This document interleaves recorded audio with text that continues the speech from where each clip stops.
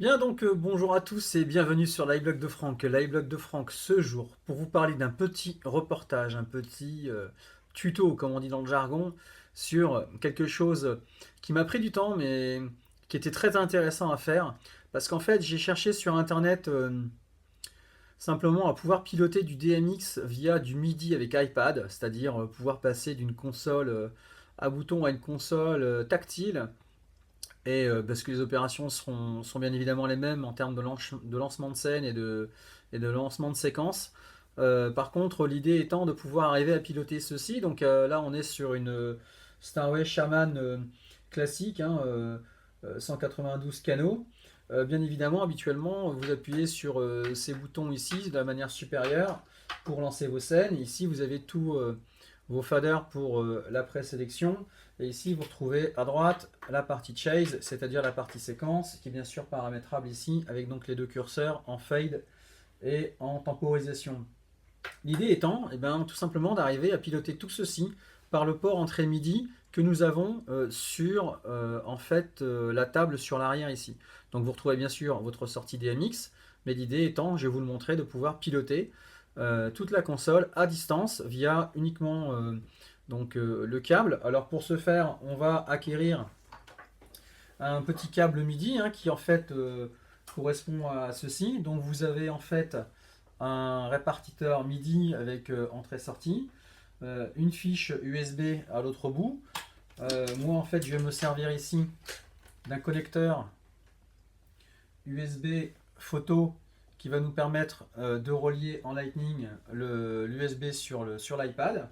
Et donc sur le connecteur MIDI, vous reprenez bien sûr la sortie out, pas la sortie in, puisqu'en fait vous allez envoyer des signaux ici sur la partie MIDI qui vont être répercutés sur la partie DMX.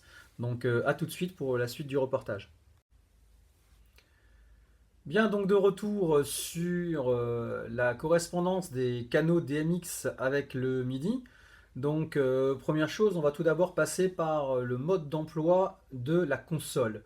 Donc si on reprend en fait tout ce qui est implémentation MIDI, c'est ce que vous allez retrouver sur la fin donc, du manuel d'utilisation. Ce qui est important déjà, c'est bien évidemment ici la touche MIDI Rec enfoncée pendant 3 secondes afin de choisir son canal MIDI. Ça va être important. Moi j'ai choisi le canal 1 tout simplement pour envoyer tous les différents signaux. Sur cette partie-là, c'est ce qui va vous permettre en fait de bien aligner le canal MIDI et le canal DMX ensemble, bien pour piloter bien évidemment depuis l'iPad. Ici on retrouve pour banque 1 les notes de 00 à 07, c'est-à-dire qu'on va pouvoir allumer la scène 1 de la banque 1 jusqu'à la scène numéro 8 de la banque 1.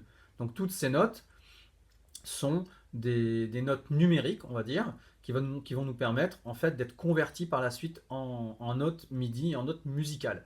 Euh, Ici, on retrouve d'ailleurs le 126, qui est donc le blackout, qui va nous permettre d'éteindre et de rallumer la console. Alors, comment ça fonctionne? J'ai créé en fait ici un petit tableau de correspondance où je me suis appuyé sur en fait le site de barryrudolph.com qui nous a gentiment mis toutes les correspondances entre les notes et les notes MIDI. Ce qui va nous permettre en fait de bien répercuter ces notes sur les différentes scènes qu'on souhaite lancer avec l'iPad. Donc la 101 étant ici par exemple la C-1, la 201 DB-1 et ainsi de suite sur les différentes notes. Donc ça on peut bien sûr travailler sur toutes les scènes, toutes les banques, il suffit d'aller chercher les notes correspondantes avec les incrémentations. Le blackout est ici en GB9 et si je prends ici par contre tout ce qui est lancement de séquence, donc de 1 à 6, ce sont des notes dans les octaves supérieures, de C9 à F9. Le G de mémoire devant être, je pense, le Do. Donc voilà, ça ce qui va nous permettre en fait de rentrer ces données dans le petit séquenceur MIDI que nous verrons par la suite.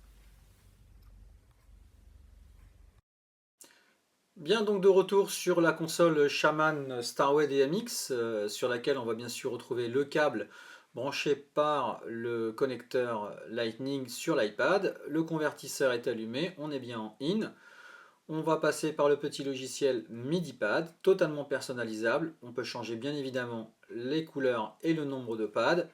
Et ce qui va nous intéresser un peu plus loin, c'est bien sûr la correspondance donc des notes qu'on a vues tout à l'heure avec la partie DMX. Donc pour ce faire, vous allez en haut à droite dans la partie paramétrage.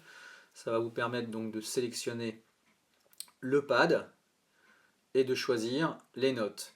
Donc on va choisir sa couleur, on va choisir sa définition, on va dire que c'est une note qui est sur le canal 1 MIDI, et on va choisir juste en dessous la partie note. Donc là on va assigner sur la scène 1 banque 1 la note, donc C-1, et une fois que c'est fait vous tapez sur fait, et là donc votre paramètre est rentré pour le pad. Donc vous retrouvez là, j'ai fait environ une quinzaine de pads, donc 8 plus un blackout, donc scène 2. On voit bien que sur le DMX, les notes correspondent, 4, 5, 6, 7, 8. Le blackout, qui par contre est un push-push, c'est-à-dire vous le mettez et vous l'enlevez. Ensuite on va retrouver les 6 séquenceurs, donc chaise 1. Là c'est pareil, donc on les met soit en route, soit on les éteint par une pression supplémentaire sur l'écran. Voilà, et si vous rappuyez bien évidemment que vous avez enlevé votre séquenceur sur la scène 1, vous vous retrouvez en scène 1 et ainsi de suite.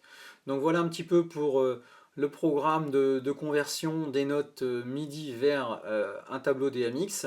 Pour toutes questions éventuelles, bien sûr, vous pouvez me laisser un petit commentaire sur ma chaîne YouTube et j'y répondrai avec grand plaisir. Merci et à très bientôt.